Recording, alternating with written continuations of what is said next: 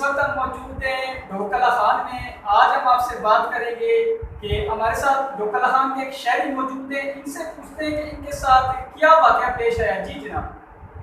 Sir बात यह है कि जनाब यहाँ तो 5 बजे 5:30 बजे का शाम का टाइम था और जनाब एकदम पुलिस नीचे आई है और मैं ये मरीज आदमी हूँ, मैं बीमार था, मैं चरपाई अपने पर लेटा हुआ था। दूसरे कमरे में एकदम गए अंदर और एक शोर मच गया। वहाँ मेरी बहू थी, नूह मेरी थी, पोती है मेरी 15 साल की, वो थी मेरी बेटी थी, 2 इतने पोते थे मेरे। और उनको जाकर पुलिस ने तो कूद करना शुरू कर दिया, उस लड़के को मारना शुरू कर दिया।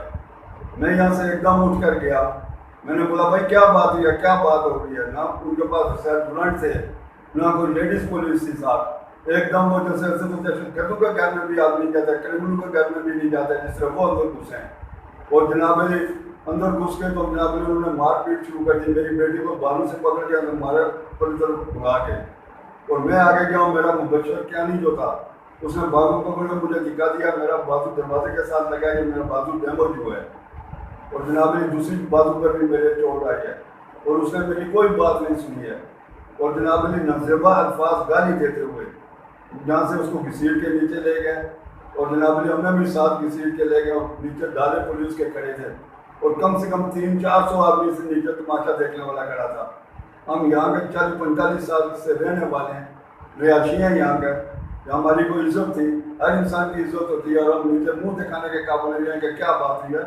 मेरा दामाद रवाज से आगे कल सीधा रोड पर रहता है, तो बेटी मेरे साथ मिलने के लिए आई थी, मैं बीमार था, वो मिलने मेरा पता करने के लिए वो वापस जा रही थी।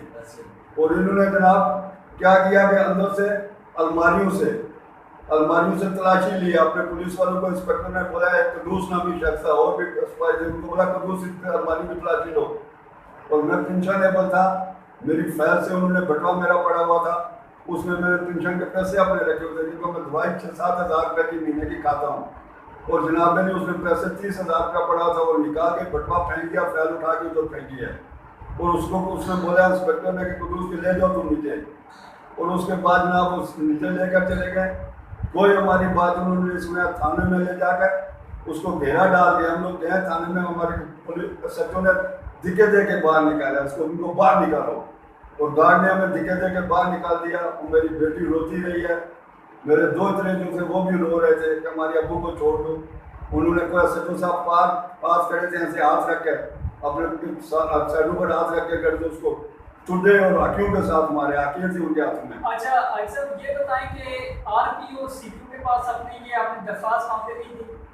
सर हर जगह में दरख्वास्त दी है, सीपीओ साहब के पास दरख्वास्त दी है और हमारी इंक्वायरी लगी थी अपना इनके पास ये है जो SSP CIA साहब के पास हमारी इंक्वायरी लगी थी। उन्होंने भी हमारे हक में नहीं बयान दिए हैं, या उन्हें हमारी इंक्वायरी से हमारे हक में क्या वो बयान देते।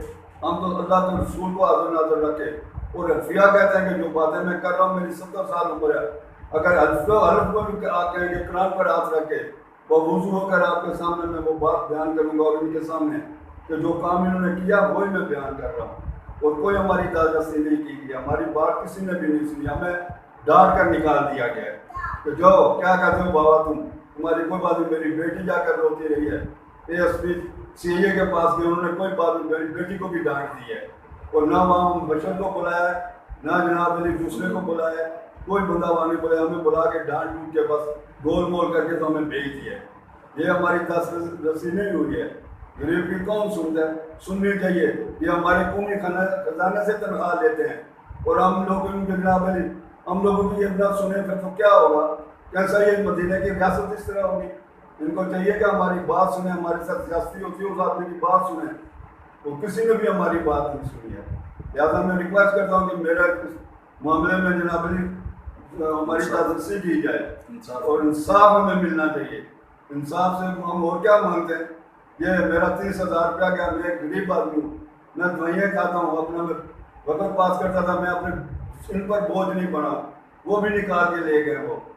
ज़्यादा मेरी इंतजा है इनसे कि हमारे को इंसाफ मिलना चाहिए।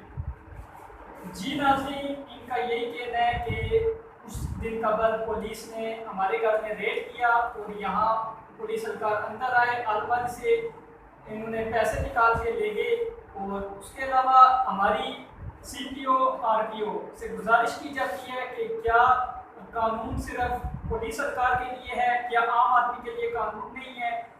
हमारी आरपीओ सीपीओ रावलपिंडी से गुजारिश की जाती है कि इनको इंसाफ फराहम किया जाए और बाकायदा दोबारा तहकीकात की जाए और तहकीकात के बाद इनको इंसाफ फराहम किया जाए। कैमरामैन जवेद मलिक के साथ अब्दाल अब्बासी, NN उर्दू न्यूज़, रावलपिंडी।